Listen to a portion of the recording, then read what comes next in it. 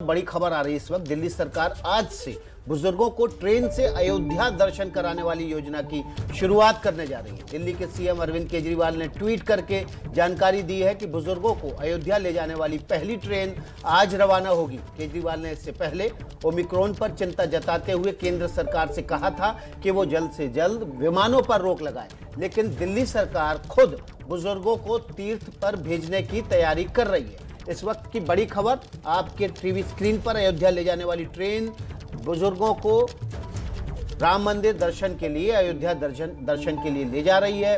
एक तरफ दिल्ली सरकार कह रही है फ्लाइट पर बैन लगाई जाए, वहीं दूसरी तरफ बुजुर्गों को तीर्थ यात्रा पर ट्रेन से भेज रही है। देखिए, बड़े सवाल, एक तरफ फ्लाइट बैन के लिए चिट्ठी तो दूसरी तरफ आप तीर्थ यात्रा शुरू कर रहे हैं। ये एक बड़ा सवाल उठता है यहाँ पर कि क्या वोट लोगों की जान से ज्यादा जरूरी हो जाता है सभी सियासी दलों के लिए? क्या इतना जरूरी है इस वक्त पर तीर्थ यात्रा कराना, इस योजना को शुरू करना? ओमिक्रॉन खतरा जानते हैं सभी, और इस खतरे के बीच बुजुर्गों की तीर्थ यात्रा आखिर क्यों इसकी जरूरत पड़ रही है? तीर्थ करना जरूरी है या जान बचाना? बुजुर्गों की जान खतरे में नहीं डाल रहे हैं केजरीवाल? ये चौथा सवाल है एबीपी न्यूज का दिल्ली के मुख्यमंत्री अरविंद केजरीवाल से। और ये रहा पांचवा सवाल, क्या दिल्ली में ओमिक्रॉन की तैयारी पूरी हो चुकी है? ये सवाल है दिल्ली की सरकार से, दिल्ली के मुख्यमंत्री अरविंद केजरीवाल से। छठवां सवाल, WHO की नहीं सुनेगी केजरीवाल सरकार? और WHO ने कहा है कि बुजुर्गों पर खतरा ज्यादा है इस ओमिक्रॉन वायरस से, और यहां देखिए कि बुजुर्गों को ही तीर्थ यात्रा पर भेज रही है दिल्ली सरकार। बिल्कुल, तो ऐसे में ये तमाम सवाल बेहद जरूरी हो जाते हैं कि आखिर ओमिक्रॉन का खतरा इतना बड़ा हो गया है, और इसी बीच अगर इस यात्रा को शुरू करने की बात अरविंद केजरीवाल कहते हैं तो इन सवालों का जवाब भी दें। देखिए, उन्होंने जो ट्वीट किया है, उन्होंने कहा कि आज शाम 7 बजे हमारे दिल्ली के बुजुर्गों को श्री रामचंद्र जी के दर्शन कराने पहली ट्रेन अयोध्या जी के लिए रवाना होगी। उन्हें रवाना करने मैं भी स्टेशन जाऊंगा। अयोध्या जी से लौटने के बाद मेरी इच्छा थी कि ज्यादा से ज्यादा लोगों को दर्शन करवाऊं।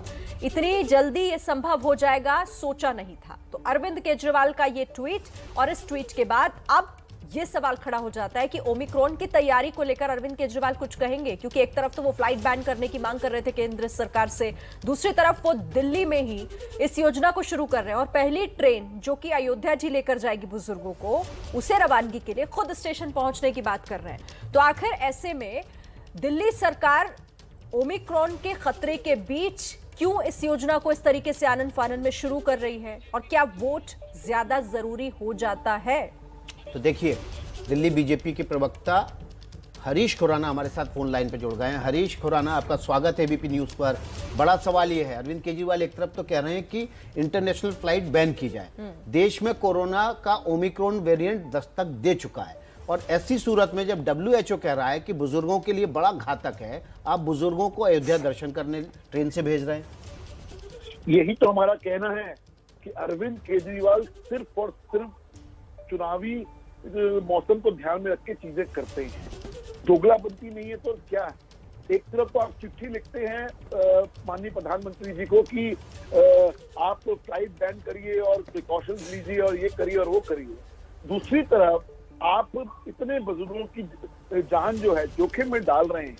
आप इस वक्त कोरोना दोबारा सर उठा रहा है, हमें प्रिकॉशंस लेने की जरूरत है। हमें चाहिए कि बुजुर्गों को घर पे किया जाए ताकि उनको बीमारी ना लगे, क्योंकि सबसे ज्यादा जो इम्यूनिटी है, सबसे कम जो इम्यूनिटी होती है वो बुजुर्गों के अंदर होती है। और मुझे लगता है कि क्योंकि चुनाव नजदीक आ रहे हैं, इसलिए अब इनको श्री राम याद आ रहे हैं, इसलिए वो दिखाने के लिए कि मैं बहुत बड़ा राम भक्त हूँ और लोगों को मैं लेके जा रहा हूँ, सिर्फ और सिर्फ ये चुनावी दिखाने के लिए कर रहे हैं और कुछ नहीं है। लेकिन ये बहुत बड़ा खतरा मोल ले रहे हैं लोगों के स्वास्थ्य से।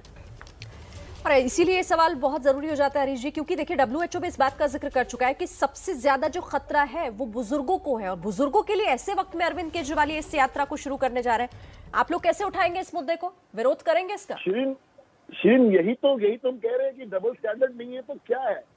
अगर आप ये यात्रा 2 महीने बाद, 1 महीने बाद, 2 महीने बाद, 2.5 महीने बाद, जब थोड़ा कोरोना का खतरा कम हो जाता तब कर लेते तो क्या आफत आ गई थी? अभी क्या जरूरत है इतनी जल्दी? क्योंकि चुनाव नजदीक है ना, उत्तर प्रदेश के चुनाव है और पंजाब के चुनाव है, कि दिखाने की कोशिश है कि देखिए मैं बहुत बड़ा राम भक्त हूँ, सिर्फ और सिर्फ अपना ख्याल है, लोगों का ख्याल नहीं है।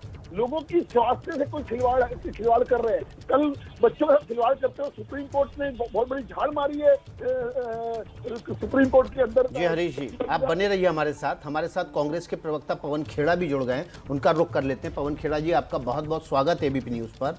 बड़ा सवाल यही है कि एक तरफ बुजुर्गों के लिए बड़ा घातक बताया जा रहा है डब्ल्यूएचओ की तरफ से ओमिक्रॉन को, देश में दस्तक दे चुका है। दूसरी तरफ अरविंद केजरीवाल बुजुर्गों को ट्रेन से अयोध्या दर्शन के लिए भेज रहे हैं। डबल स्टैंडर्ड नहीं है। डबल स्टैंडर्ड के अलावा मैं तो इसको बहुत ज्यादा ट्रबल स्टैंडर्ड बोलूंगा कि ये इतना मुसीबत में डालकर कहीं आपको वोट बटोरने हैं लोगों के, तो कुछ और काम बाद में कर लीजिएगा। यही करना है अभी आपको बुजुर्गों की जान को खतरे में डालकर। आपने देखा पिछली लहर जो कोविड की आई उसमें दिल्ली में त्राही मची, सबने कुछ न कुछ गंवाया।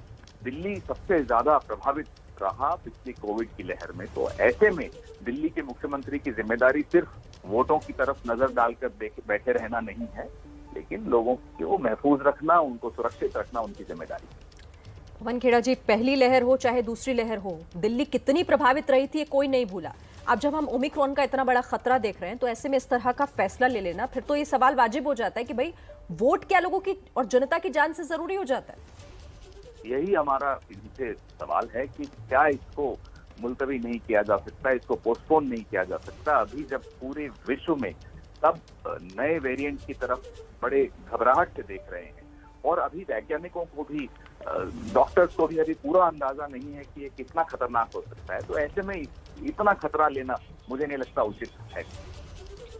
जी बहुत बहुत शुक्रिया पवन खेड़ा जी आपका और हरीश खुराना जी आपका एबीपी न्यूज से जुड़ने के लिए और इस पर अपनी बात साझा करने के लिए।